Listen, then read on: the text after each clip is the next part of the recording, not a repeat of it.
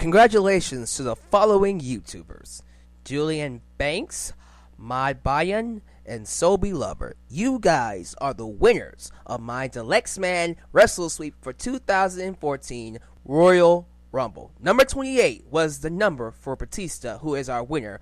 You three get to choose one topic. Any topic you want me to talk about in the month of February. When you have your decision, please either send it to me over inbox, you can tweet it to me, whatever way you can get to me, Facebook, whatever.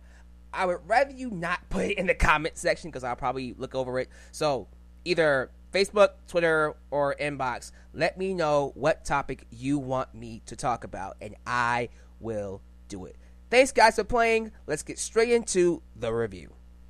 Yeah, it's your boy. Actually, no, that's not my line.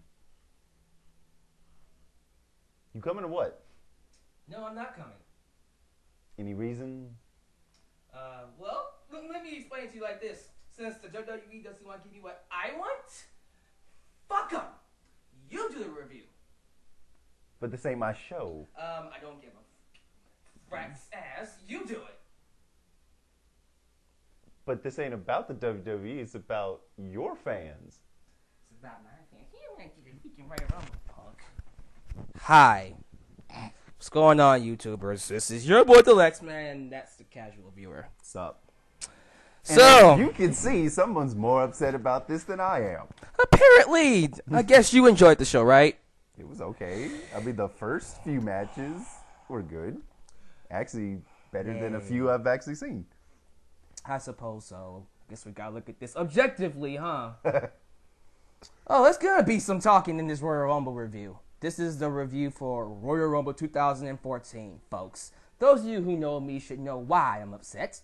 But we're gonna get into that, shall we? We kick things off here in Pittsburgh, Pennsylvania. It's Cody Rhodes and Goldust versus the New Age Outlaws. Yeah. Road Dogg Jesse James and Badass Billy Gunn. I predicted that the Rhodes brothers would retain because no one would think that the tag team championships would actually lose or be traded on the pre-show. But it happened. Yep. The New Age Outlaws are your new tag team champions. I'm fine with this because I predicted for WrestleMania 30 that we're going to get a brother versus brother storyline. And we saw that play out in the Royal Rumble.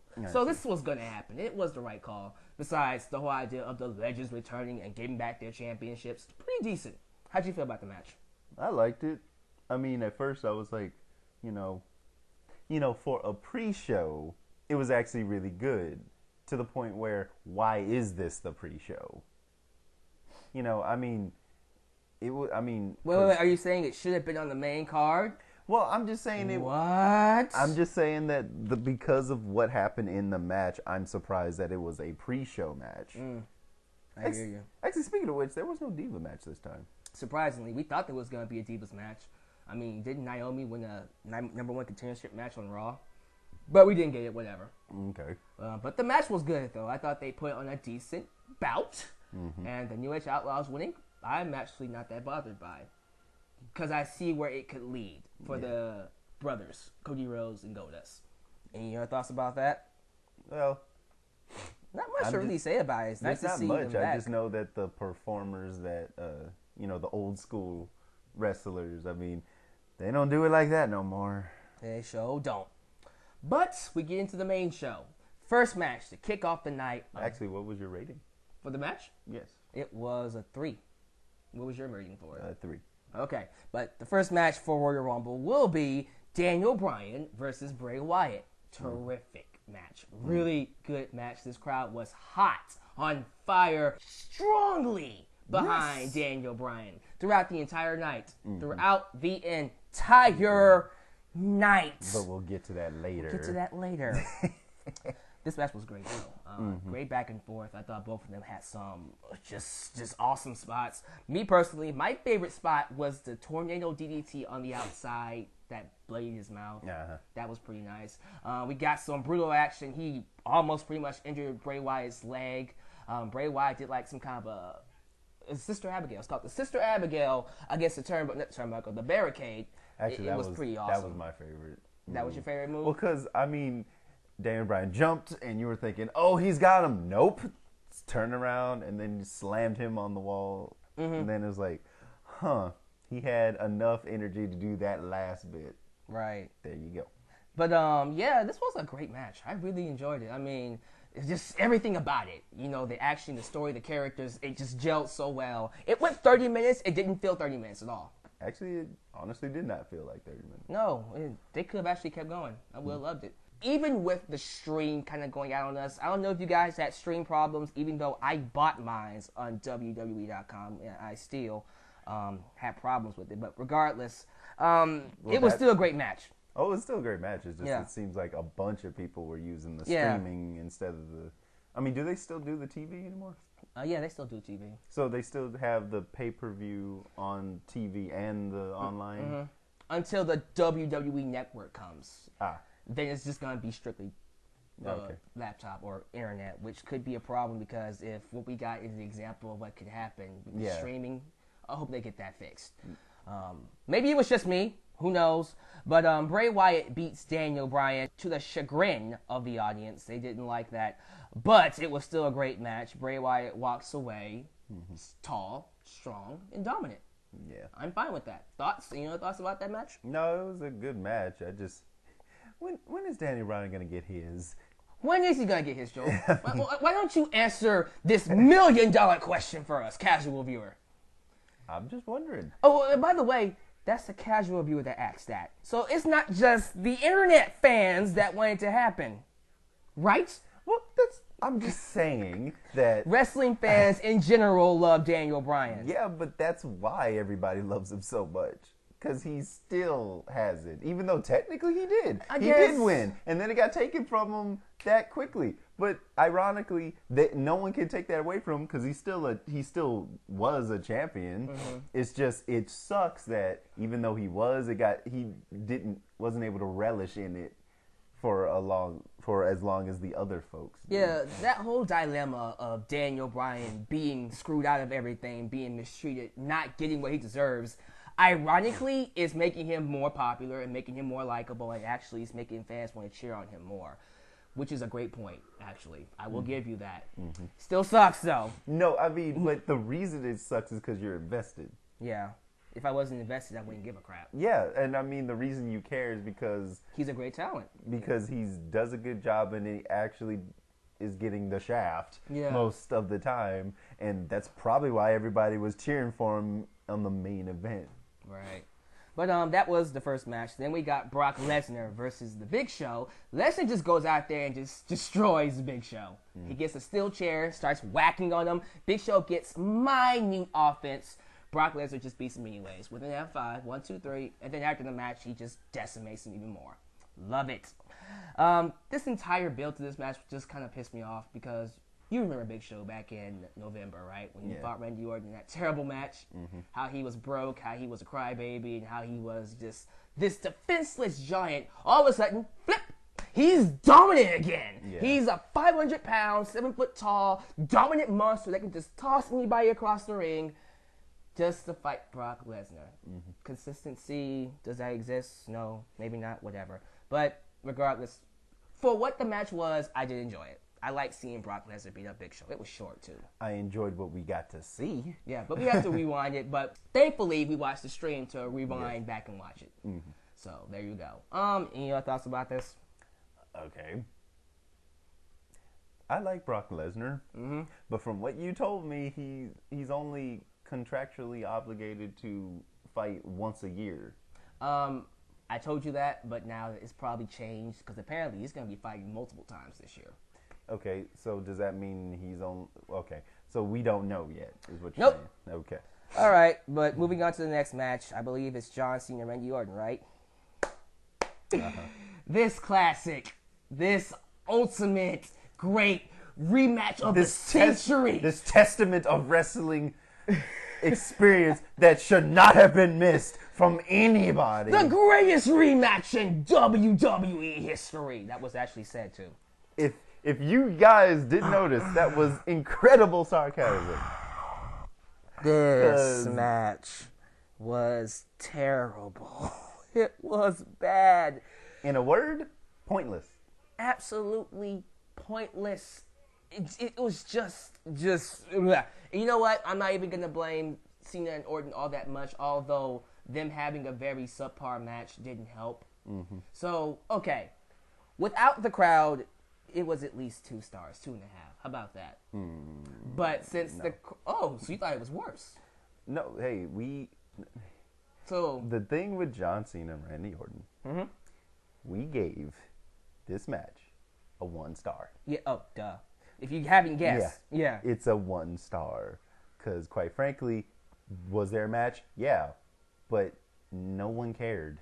Not the audience, not us. But all I'm saying is, if the crowd was invested at the least, it would have at least, at best, been a 2-star, 2.5 match. I don't know. But since the crowd was not invested, you wasn't invested, you're the casual viewer.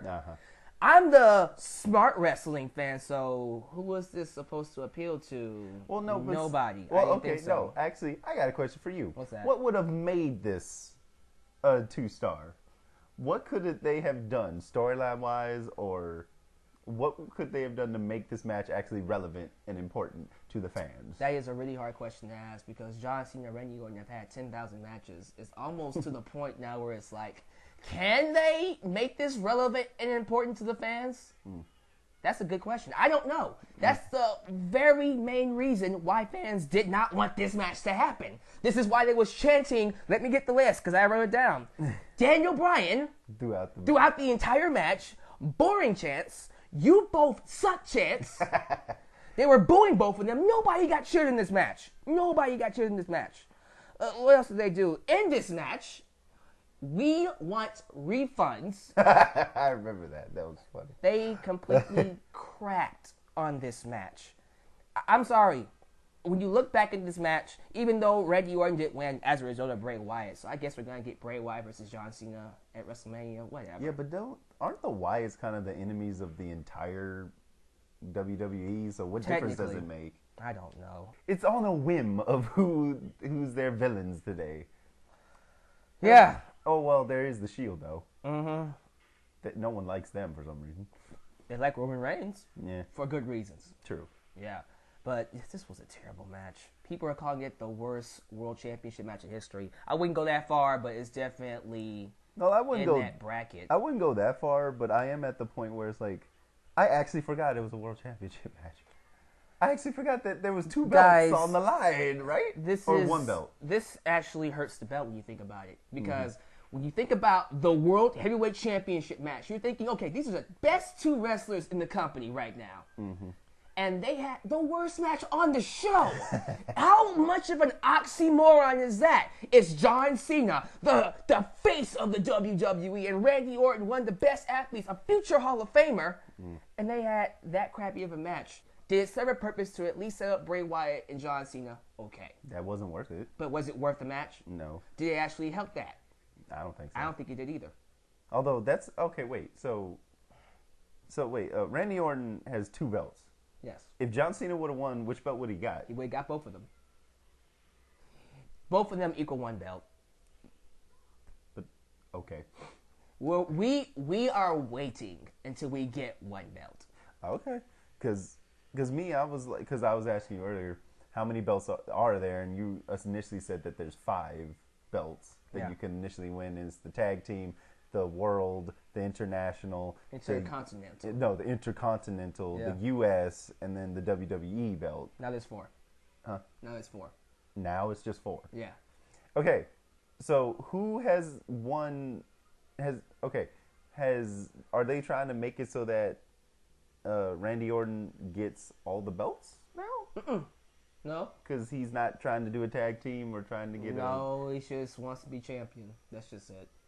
Well, what's the point of having both the belts then? Because they're too fucking lazy to go get a new one. Then there was no point. No, there was really no point in this match then. Then what was the point besides that Randy Orton could lose? Well, that was the point because it was a rematch. Nobody cared about it. Apparently, you don't care because it was a 1-star match, even in your eyes, and they were supposed to appeal to you the most. Well, because I'm trying to think of what they could have possibly done to make it better. You can't think of anything. Not so you know what that means? It should have never happened. 1 star. Thank you. 1 star. We're done. The Royal Rumble match. 30 men. I'm going to talk about the highlights, and then we can get into the big-ass rant that I want to get to. Oh, I'll wait. And you know what? I'll be objective, okay? You're going to give me your thoughts as well. So, CM Punk was number 1. He lasted all the way to the very end to only get eliminated by Caine. Who was already eliminated. He was the 3rd person eliminated, and the 4th person entering the ring? 5th. Yeah. Okay. And I call bullshit, because that shouldn't be allowed. Well, the whole thing is the authority is trying to screw over CM Punk because he is not what they are looking for. Okay. So, you know, they are trying to do everything in their power to make sure he doesn't accomplish anything. Caine is working with the authority. That's why he took off the mask. And, you know, I guess this is going to lead to a feud between Punk and Caine, which will eventually, hopefully, lead to a feud between Triple H and CM Punk at WrestleMania. CM Punk, how'd you feel about him? I was hoping he would win. I was hoping he would win, too. I mean, especially because that's legendary right there, to be the first one and get all the way through the 30 people. Especially knowing that CM Punk has done everything there is to do. He's won all those championships we just named, plus others that don't exist anymore. Except the only thing he has yet to do is win the Royal Rumble and main event WrestleMania. That's it. So would he be the first in history to win one of all those different types of matches? He'd be one of the very few. But how do you feel about the newbie that entered, Alexander Rusev? I know nothing about him. Yeah, I don't either. Well, actually, I know very few about. He just got here, like literally a month ago. I mean, the only thing that I knew was the only thing I know is that apparently he's was a sumo wrestler and a Muay Thai fighter. He's Russian. And he's Russian. Yeah, I guess. And I think he's Russian. I don't know. Yeah, you guys tell me down below. He looked Russian. I mean, he did a good job. Since I know nothing about him, I wasn't invested in whether he won or lost. Yeah, he's from this show called NXT, which is a developmental show with all the new talent who have to come from there to get to WWE. Kofi Kingston came from there. CM Punk came from there. But back then, it was called OVW, I think. But it went from OVW to NXT, so it's still the same developmental system. I see. Yeah, it was OVW, then FCW, and then NXT. That's what it was called. All right. Kofi Kingston, the highlight of the entire Royal Rumble. Love that spot where he ran from the barricade and hopped into the ring. That was sick. And even the spot where he hung from the ropes by his feet. Yep. No, I mean, that was cool. It's just I hate the fact that they have a character that is able to do all that and he still lose. Yeah. In the end. I mean, what was the point of him doing all that besides I get that's supposed to get people invested in like, oh, maybe he'll make it. But if he's the only one doing it and everybody else is like, oh, I might get taken off the ring. Or like the one guy that had 5 people gonna throw him off the side. What's to stop him? I can understand, like, the one person throwing them off, but there's really no reason that 5 of y'all can't pick up the one dude.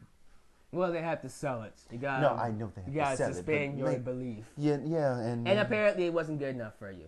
I mean, that's nitpicky, I will admit. I'm just saying that besides padding time, what was the point of it? Ziggler returned. Dolph Ziggler had a concussion, by the way. He was actually gone for almost a month. This was his return match. Yeah, okay. So good for him. Yeah. Kevin Nash came back. Do you remember Big Sexy from WCW? Nope. You don't remember him? Nope. The only highlight I got is that JBL came to Royal Rumble. Because at first I'm like, why is the announcer guy standing up? Wait, he's a wrestler? Yeah. And then he got in, and then of course he got taken out the very second he got in. But I would have loved to see him actually take somebody out. Hell, the Bull was in there. El Torito was another surprise entrant. Nice. He was in there, and he actually took a person out. Yeah. So. And then the final big one, I believe, was Sheamus, the Celtic Warrior. Actually, what are they doing with him? I have no idea. Because I I don't see anything about him anymore, and he was supposed to be like a big fucking deal who beat Daniel Bryan in 18 seconds. Now he's a big joke. I don't really mean that. I'm actually happy to see him back. Yeah. I mean, I'm happy to see him. It's just, I mean, but what is his what's the word? His character, his purpose, his direction. What's the meaning of him being in the show? Well, he just returned. He doesn't have a direction yet. He's been gone for years. Yeah. Oh, he's been gone this whole time. He's been gone for months. Okay. Well, because I remember like back in the day, or at least like 2 years ago, he was on like every other magazine. Yeah. And now, essentially he's supposed to, and I mean, correct me on this, but he's kind of supposed to represent the Irish. Yes, he has his own fan base across seas, yeah. Yeah, so I'm surprised that they don't have him in a lot more stuff. Maybe that will change towards WrestleMania. But those are all the big surprise entrants. We didn't get really any big legends. Do you remember the Ultimate Warrior? Well, I know of him. Yeah, well, people expecting him to return because he's going to be in the Hall of Fame this year. So they're thinking, he's going to come back. A guy named Jake the Snake Roberts was like the top #1 pick to return. He's also a legend from way back in the day. His story is he's been bogged down by drugs and addictions, and he's cleaned himself up, so now he wants to come back and wrestle. Okay, he but didn't wait, get is that the character storyline or the actual person's? That's the actual person. Okay. Yeah. I'm tired of the blurred lines.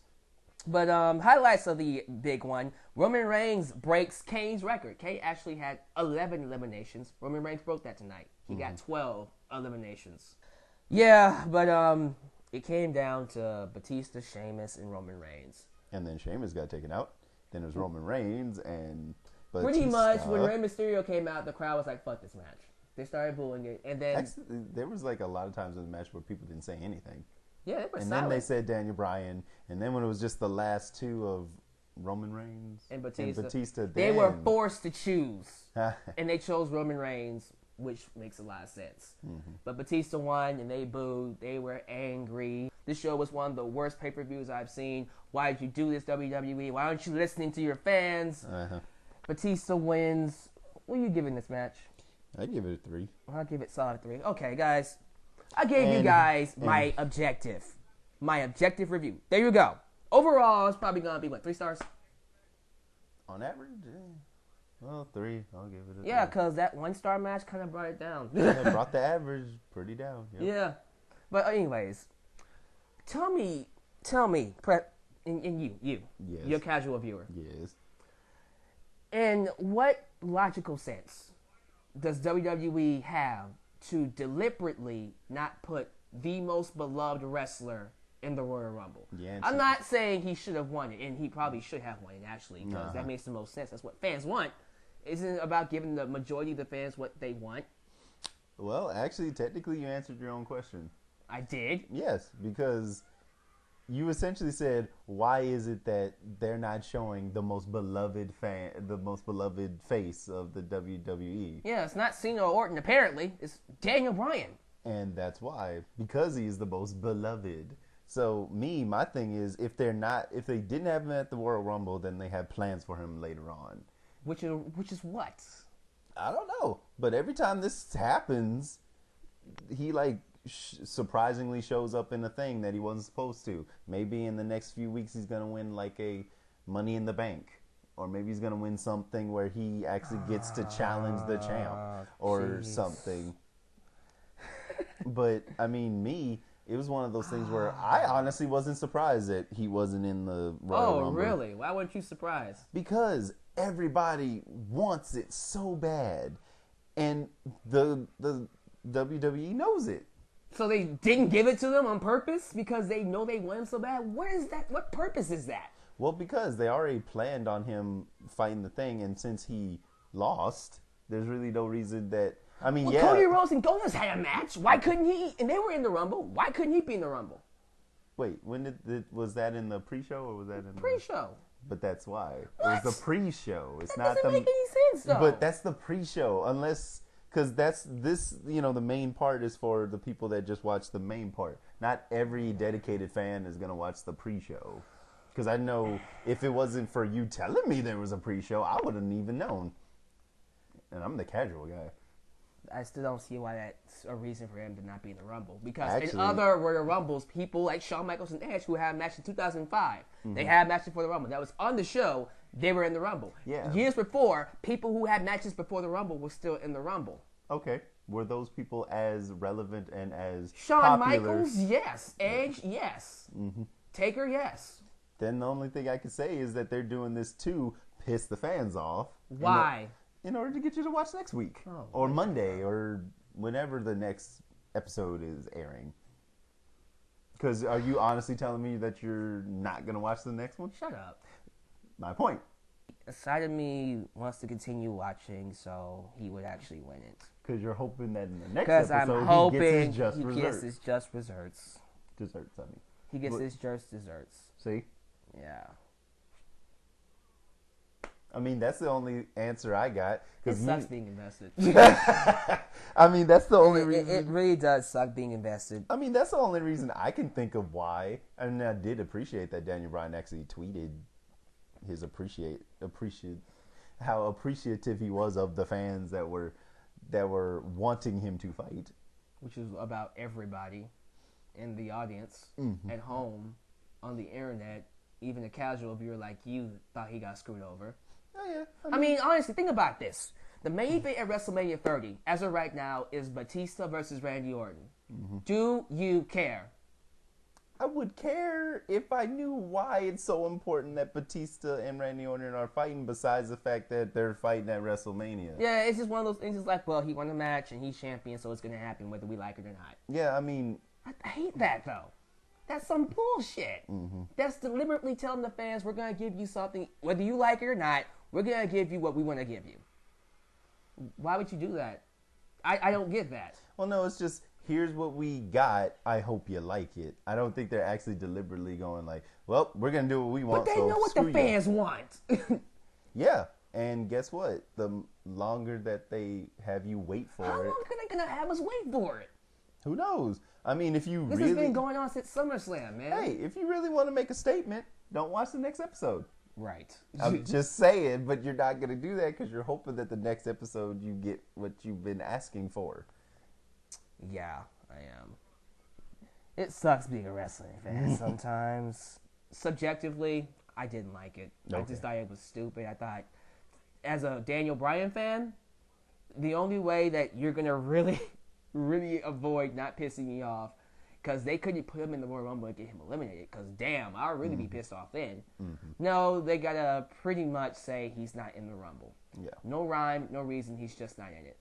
Well, I'm assuming the only reason... They'll probably say the Authority kept him out. But that's dumb. It really is. Hey, you're going to have to tune in next week to get an explanation, I guess.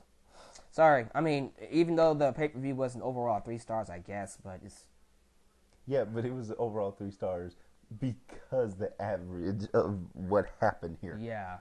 Overall, I personally wouldn't watch this show again. I wouldn't. I'd watch some matches. I definitely watch Bray Wyatt and Daniel Bryan again. Me, it's one of those things where, from what I'm hearing you say, the destination for all the fans is Daniel Bryan. It's WWE Championship. WWE Championship. Yes. And if that happens, then what? Because we're happy. That's the whole point. Creating a WrestleMania moment is what matters. And the WrestleMania moment fans want to see is Daniel Bryan, who got screwed over at SummerSlam, get his comeuppance at WrestleMania 30. That is what's going to draw. That is what's going to sell, not Batista versus Randy Orton. Really? Okay, what's going to sell then? What I mean is, what's selling is the getting the journey to the championship. Eventually, the journey has to lead to something. Otherwise, fans are going to get sick and tired of being tugged around. And when that happens, then you're going to have your... No, we're not. Hey. Eventually, fans are going to be happy. Fans want to see Daniel Bryan as a dominant, long-standing champion. No, but that's my point. My point is that what's going to happen is WWE is going to string you guys along until the ratings start going down. Until Daniel Bryan is not showing up as often. And then all of a sudden, once the ratings go down and you guys stop watching a certain amount of shows. For business? Why are we... No, it's not about good for business. It's just a business strategy. It's just about, let's see how long we can stretch it so that we can keep fans watching, so that, oh, wait, ratings are going down? All right, I know what to do. Now, here's our trump card. and Daniel Bryan is going to fight for the World Championship. Then he'll win. Everybody will be happy for a season. That's just and toying with the fans. Are you saying that's never happened in WWE history? It has happened before, but that's still pretty fucked up. I would agree that it would be fucked up, except that's kind of the reason that you're watching. Because you're hoping the next episode will give you one step closer to the Daniel Bryan thing. Guys, talk down below about this subject. Because, no, seriously, what you're telling me is, hey, it's screwed up, but that's just how it is. And you got to work with it. Well, what I'm saying is like, well, okay, here's a better question. If you don't like how that is going, and you don't like that answer, what will you do about it? That's the bigger question. Besides, get on the internet and complain. Besides, watch it or not watch it. So it's either I don't watch it or I watch it. If I don't watch it, guess what's going to happen? Oh, Daniel Bryan is not drawing. Fans are not going to watch because Daniel Bryan's on TV. And I don't want to create that idea. But if I do watch, oh, we can do whatever we want. It's a lose-lose situation. It's a big-time lose-lose situation. Thank you for watching Royal Rumble Reviews. Thanks for coming. Next time we do Elimination Chamber before WrestleMania. Will you be here? I don't know, will I? The fans must hate me.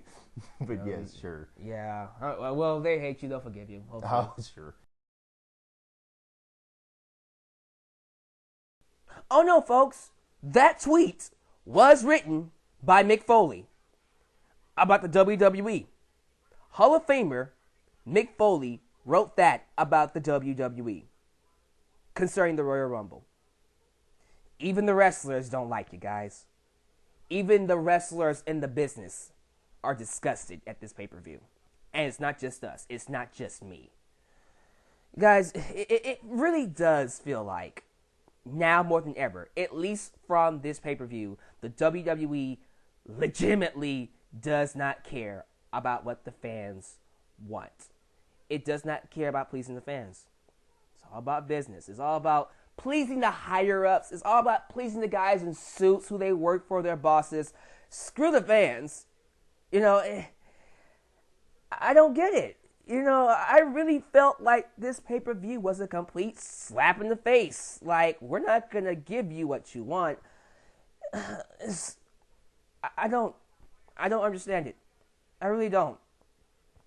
And I really do concern myself. And I'm really concerned for people like Batista. Batista was supposed to come out tonight as the babyface, folks. He's coming out tonight as the heel.